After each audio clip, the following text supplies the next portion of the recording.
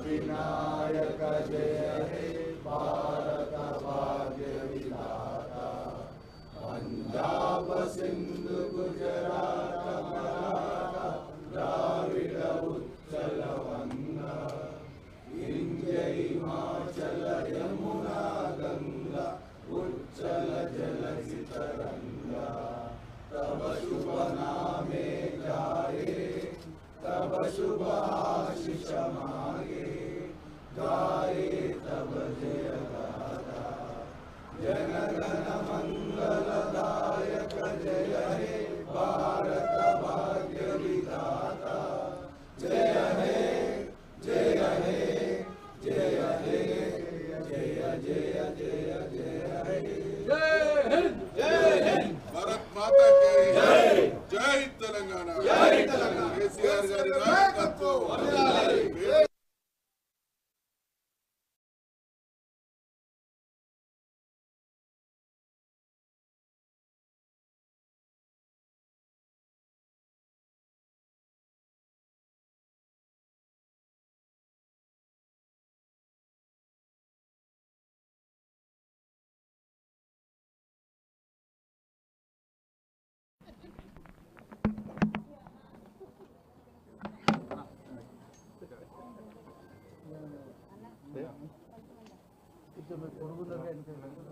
మీరు రెడీ అంటే ఓకే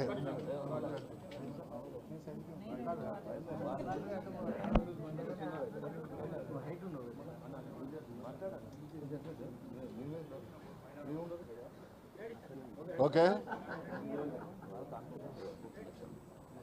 తెలంగాణ ప్రజలందరికీ గణతంత్ర దినోత్సవ శుభాకాంక్షలు.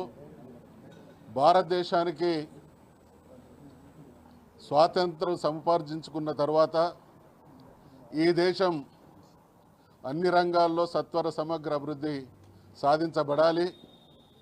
అన్ని ప్రాంతాల వారు, అన్ని భాషల వారు, అన్ని మతాల వారు కూడా సగౌరవమైనటువంటి జీవితం గడపాలనేటువంటి ఆలోచనతో మరి స్వాతంత్రానంతరం భారత రాజ్యాంగ రచన కోసం ఏర్పాటు చేయబడ్డటువంటి కమిటీ ఇచ్చినటువంటి నివేదిక ఆధారంగా భారత రాజ్యాంగం 1950 జనవరి 26వ తారీఖు నుండి అమల్లోకి రావడం జరిగింది. మహానుభావుడైనటువంటి అంబేద్కర్ గారికి యావత్ తెలంగాణ జాతి రుణపడి ఉంటుంది. వారికి హృదయపూర్వకమైనటువంటి నివాళులు అర్పిస్తూ ఉన్నది. కారణం, చిన్న రాష్ట్రాల ఏర్పాటు అనేటువంటి సమస్య ఉత్పన్నమైనప్పుడు చిన్న రాష్ట్రాల ఏర్పాటు కేంద్ర నిర్ణయం ప్రకారం జరగాలి.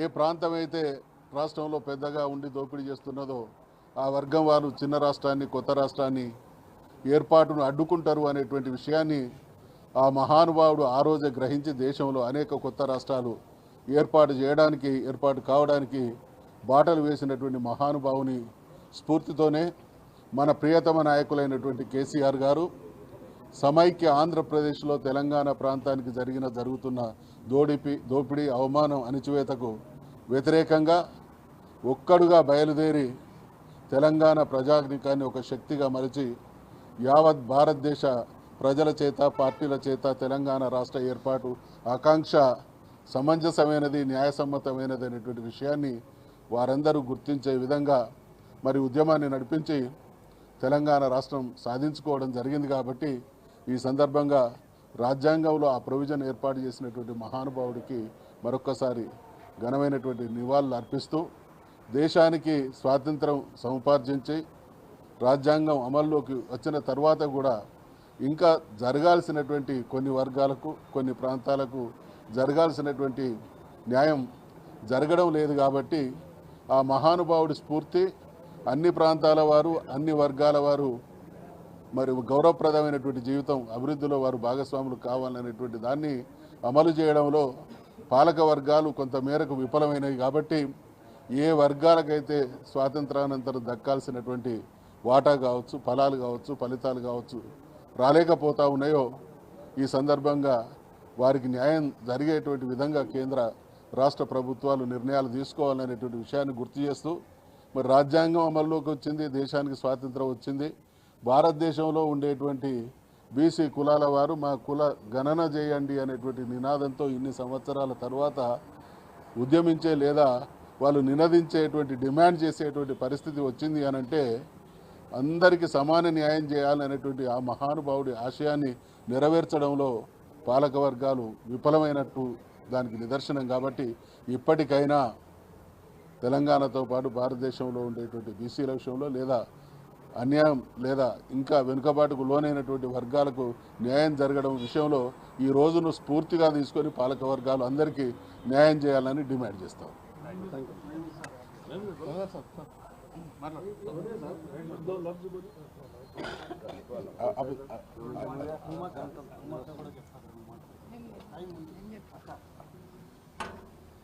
आज यूं जमहूरिया मनाया जा रहा है। मैं सारे तेलंगाना के अवाम को और हिंदुस्तान के अवाम को मुबारकबाद देता हूं। हिंदुस्तान बड़ी मुश्किल से आज़ाद हुआ है और आज का दिन कॉन्स्टिट्यूशन बनाया गया है। यकीनन उसी वजह से तेलंगाना भी हमें मिला है, क्योंकि अम्बेडकर साहब ने कॉन्स्टिट्यूशन में ये बात रखी थी कि छोटे स्टेट बनाना चाहिए। हम उनको यकीनन बहुत खराज पेश करते हैं और हमारी स्टेट जो तेलंगाना स्टेट बनी है, हमारे महान और महात्मा लीडर KCR साहब ने बड़ी जद्दोजहद की है। 14 साल जद्दोजहद करने के बाद हमारी स्टेट हासिल हुई है और हासिल होने के बाद इंडिया में नंबर 1 तरीके से काम करने वाली कोई स्टेट है, कोई तरक्की की है, वो भारतीय राष्ट्र समिति के पीरियड में हमारे महान लीडर, हमारे चीफ मिनिस्टर साहब KCR साहब ने ये तेलंगाना को गोल्डन तेलंगाना बना है। ये तेलंगाना के अंदर हर जात के लिए इंसाफ और तरक्की के मौके फराम किए। हर तरीके से KCR साहब ने सारे लोगों को एक जगह जोड़ा है और एक जगह रहते हुए गंगा जमुना तहजीब अगर किसी स्टेट में नज़र आती है वो तेलंगाना स्टेट में। इसलिए मैं आज तमाम भाइयों को यूं में जमहूरिया की मुबारकबाद पेश करता हूँ। Thank you.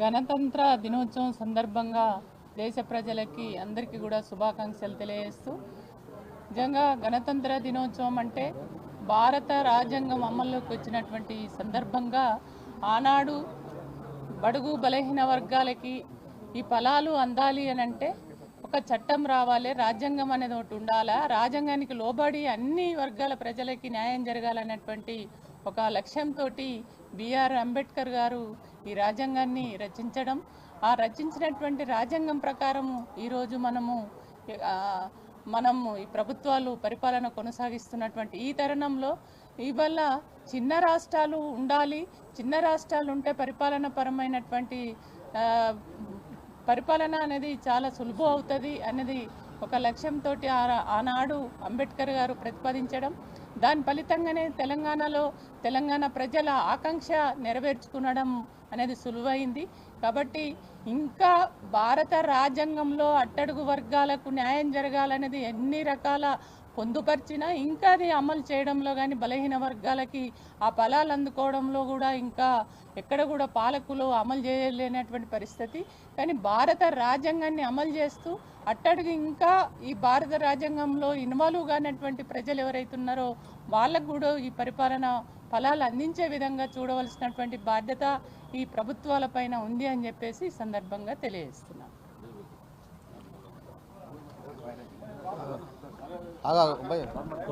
ఇవాళ అందరికీ గణతంత్ర దినోత్సవ శుభాకాంక్షలు బీఆర్ఎస్ పార్టీ పక్షాన తెలియజేస్తూ ఉన్నాం. ఇవాళ దేశంలో భారతీయ జనతా పార్టీ అధికారంలోకి వచ్చిన తర్వాత రాజ్యాంగ స్ఫూర్తికి విరుద్ధంగా ఇవాళ పాలనలో వాళ్ళు నిర్ణయాలు తీసుకుంటూ ఉన్నారు. ఆ రోజు భారత రాజ్యాంగాన్ని ఏర్పాటు చేసినప్పుడు దేశంలో కంకరన్ లిస్ట్ అని పెట్టి రాష్ట్రాల హక్కును కాపాడటానికి ఫెడరల్ స్ఫూర్తితో పనిచేస్తామని చెప్పి ఆ రోజు రాజ్యాంగబద్ధంగా ప్రమాణం చేసిన రాసుకున్న రాజ్యాంగాన్ని ఇవాళ కేంద్రంలో భారతీయ జనతా పార్టీ వాళ్ళ తూట్లు పొడుస్తూ ఉంటే ఈ రాష్ట్రంలో అధికారంలో ఉన్న కాంగ్రెస్ పార్టీ మాత్రం ఇవాళ మౌనంగా ఉన్నట్టుగా స్పష్టంగా కనిపిస్తూ ఉంది. ఇవాళ కంకరమైన లిస్టులో ఉన్న కీలకమైన అంశాలు విద్య కానీ, గ్రామీణ అభివృద్ధి కానీ, పట్టణాభివృద్ధి దాని అంశం మీద ఇవాళ కేంద్రంలోని రాష్ట్రాలకు వ్యతిరేకంగా నిర్ణయాలు తీసుకుంటే ఈ రాష్ట్రంలోని కాంగ్రెస్ ప్రభుత్వం మాత్రం మౌనంగా ఉంటుంది. కీలకమైన గ్రామీణాభివృద్ధి శాఖలో గతంలో గ్రామాలకు నిధులు రావాలంటే రాష్ట్ర ప్రభుత్వం ద్వారా గ్రామాలకు నిధులు అయ్యే పరిస్థితి గతంలో ఉంటే ఇవాళ భారతీయ జనతా పార్టీ అధికారంలోకి వచ్చిన తర్వాత ప్రత్యేకమైన గ్రామ పంచాయతీలకు అకౌంట్లు ఓపెన్ చేసి ఇవాళ ఎన్ఆర్జీఎస్ నిధులు కానీ మిగతాన్ని డైరెక్ట్ చేసే పరిస్థితి ఇవాళ కేంద్రం ఇవాళ తీసుకురావడం అనేది చాలా దుర్మార్గం. ఇవాళ విద్యా విషయంలో చూసుకున్నా కూడా రాష్ట్రాలకు సంబంధం లేకుండానే ఇవాళ విశ్వవిద్యాలయాల్లో కేంద్ర ప్రభుత్వ ఆధ్వర్యంలోనే వైస్ ఛాన్సలర్ ఏర్పడేసే విధంగా ఇవాళ అడుగులు వేస్తున్నట్టుగా చాలా స్పష్టంగా ఇవాళ వాళ్ళ యూజీసీ డ్రాఫ్టింగ్ కమిటీ లోపల ఇవాళ కనిపిస్తూ ఉన్నది. అదేవిధంగా నిన్న బండి సంజయ్ గారు నిన్న మాట్లాడారు. ఇవాళ పట్టణాలకు రాష్ట్రానికి సంబంధం లేకుండా డైరెక్ట్ నిధులు ఇస్తామంటే ఇవాళ రాష్ట్రాల హక్కులను ఫెడరల్ స్ఫూర్తికి విరుద్ధంగా ఇవాళ కేంద్ర ప్రభుత్వం తీసుకుంటానడానికి నిన్న బండి సంజయ్ గారు మాట్లాడిన మాటలే నిదర్శనం. కాబట్టి ఈ కేంద్రంలో రాష్ట్రాలకు వ్యతిరేకంగా తీసుకునే ఏ జాతీయ పార్టీకైనా వ్యతిరేకంగా పోరాడాల్సిన బాధ్యత సివిల్ సొసైటీస్లోని ఈ రాష్ట్ర ప్రజలకు, దేశ ప్రజలకు ఉన్నది. కాబట్టి ఖచ్చితంగా తెలంగాణ విద్యార్థులు, యువకులు ప్రతి ఒక్కరూ కూడా ఫెడరల్ స్ఫూర్తికి అనుకూలంగా దీన్ని కాపాడుకుంటానికి ప్రతి ఒక్క పౌరుడు కూడా పోరాటం చేయాల్సిన బాధ్యత మనందరి మీద ఉందని చెప్పి విజ్ఞప్తి చేస్తూ జై తెలంగాణ, జై కేసీఆర్.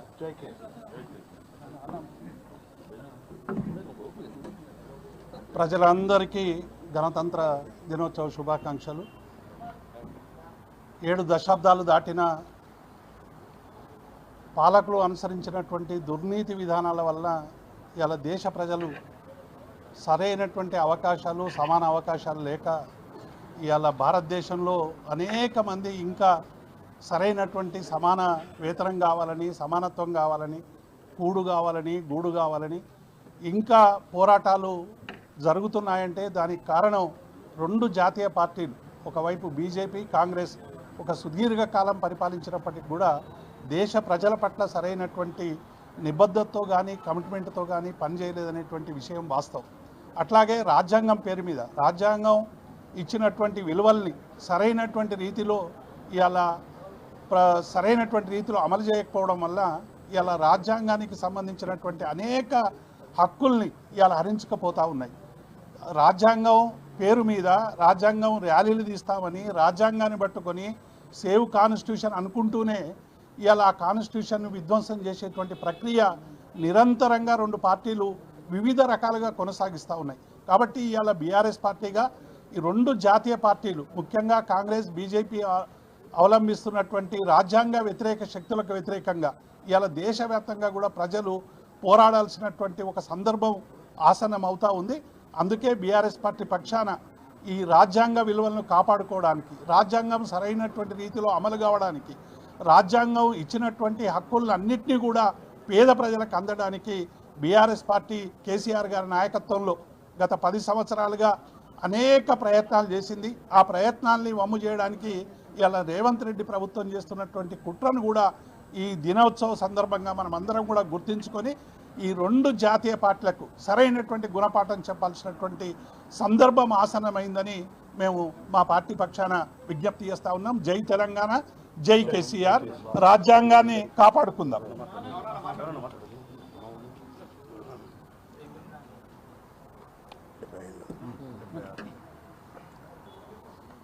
రిపబ్లిక్ డే సందర్భంగా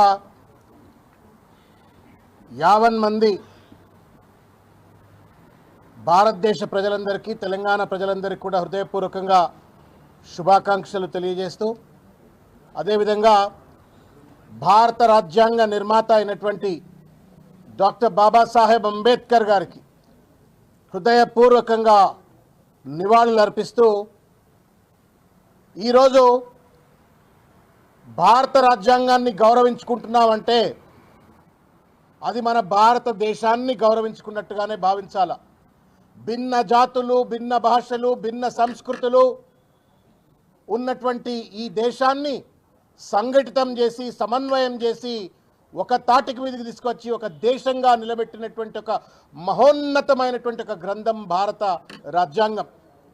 అటువంటి రాజ్యాంగాన్ని ఇవాళ తుంగల దొక్కాలనేటువంటి ఒక ప్రయత్నం ఇవాళ పాలక వర్గాలు కశ్మీర్ నుండి కన్యాకుమారి వరకు చేస్తున్నటువంటి ఒక దుర్మార్గమైన సంప్రదాయాన్ని చూస్తూ ఉన్నాం. భారత రాజ్యాంగాన్ని కాపాడుకోవలసిన ఒక బాధ్యత మనపైనే ఉంటుంది, ప్రజలపైనే ఉంటుంది. పాలక వర్గాలు వాళ్ళ యొక్క రాజకీయ దుగ్ధ కోసమో, లబ్ధి కోసమో రాజ్యాంగాన్ని రకరకాల రీతుల్లో ఏమార్చి అణగదొక్కాలని ప్రయత్నం చేసినప్పుడు ప్రజలు మాత్రమే హక్కుల పోరాటం చేసి రాజ్యాంగాన్ని కాపాడుకున్నారు. ఇవాళ కూడా భారత రాజ్యాంగం ప్రమాదంలో ఉంది. భారత రాజ్యాంగ సంస్థలన్నింటినీ కూడా చెరబట్టి ఇవాళ ఒక రాజకీయ ఆయుధాలుగా వాడుకొని ఇవాళ ప్రతిపక్ష పార్టీలపైన దాడులు చేస్తున్నట్టు దుర్మార్గమైన సంస్కృతి చూస్తూ ఉన్నాం. అది విద్యా సంస్థలు కావచ్చు, ఈడీ కావచ్చు, సిబిఐ కావచ్చు, ఐటీ కావచ్చు, ఇటువంటి జ్యుడిషియరీ కూడా కావచ్చు, ఇటువంటి రాజ్యాంగబద్ధమైన సంస్థలన్నింటినీ కూడా రాజకీయ ఆయుధాలుగా వాడుకొని పొలిటికల్ వెపనైజేషన్గా మార్చేసి ఇవాళ పెద్ద ఎత్తున ఇవాళ సమాజం పైన దాడి చేస్తున్నట్టు ఒక పాలక వర్గాలు ఉన్నాయి. వీళ్లకు వ్యతిరేకంగా పోరాడవలసిన అవసరం ఉంది. ఇవాళ రాజ్యాంగాన్ని కూని చేస్తున్నటువంటి ఒక ప్రక్రియను కూడా అడ్డుకట్టవలసిన అవసరం ఉంది. అదేవిధంగా ఇవాళ తెలంగాణ రాష్ట్రంలో కూడా ప్రజాపాలన పేరు మీద అధికారం వచ్చి భారత రాజ్యాంగాన్ని పట్టుకొని చేతిలో తిరిగేటువంటి ఒక రాహుల్ గాంధీ నేతృత్వం వహిస్తున్నటువంటి ఒక కాంగ్రెస్ పార్టీ దురదృష్టవశాత్తు ఇవాళ తెలంగాణలో భారత రాజ్యాంగాన్ని కూని చేస్తున్న ఒక పరిస్థితి.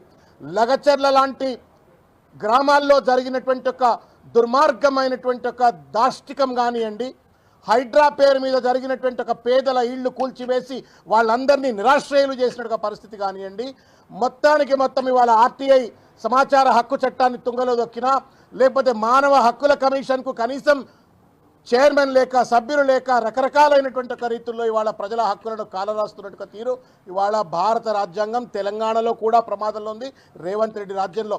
కాబట్టి సబ్బండ వర్గాలమైనటువంటి ఒక మనము ఈ తెలంగాణ రాష్ట్రంలో ఉన్నటువంటి ఒక ప్రజలందరూ కూడా ఈరోజు కంకణబద్దులై భారత రాజ్యాంగాన్ని కాపాడుకోవాలా. రేవంత్ రెడ్డి చేస్తున్న